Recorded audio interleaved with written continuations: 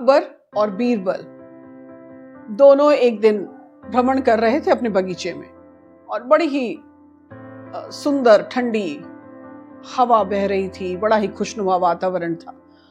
और उसमें अकबर के मन में एक सवाल उठा कि वो चारों तरफ जो कौवे देख रहे हैं वो कितने होंगे उनके राज्य में। उन्होंने बीरबल से पूछा कि जरा बताइए आप बीरबल जी कि कितने कौवे होंगे हमारे राज्य में। तो बीरबल ने कहा 90,440। तो अकबर ने कहा अगर मैं गिनवाऊं उससे कम या ज्यादा निकले तो कम अगर निकले तो हमारे राज्य के कौवे दूसरे राज्य के भ्रमण के लिए गए हैं, और अगर ज्यादा निकले तो हो सकता है कि दूसरे राज्य से कौवे हमारे राज्य में अपने रिश्तेदारों से मिलने के लिए आए हुए हैं। तो कहने का तात्पर्य यह है कि इस कहानी से देखिए कि बीरबल का जो जवाब है वो एक बुद्धिमत्तापूर्ण है, क्रिएटिव माइंड।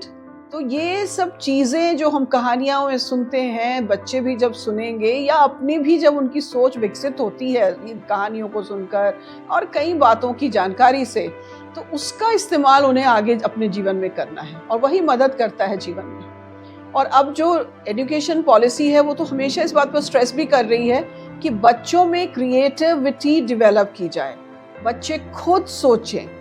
और आप अगर देखें पुराने भी जितने आविष्कार हुए हैं वो किसी एक या दो व्यक्ति के दिमाग के उपज थे, और आज कितना आगे बढ़ चुका है ये विश्व। तो आइडिएटर्स, विचारों का आना, क्रिएटिव माइंड का डेवलप होना ये बहुत ज़रूरी है।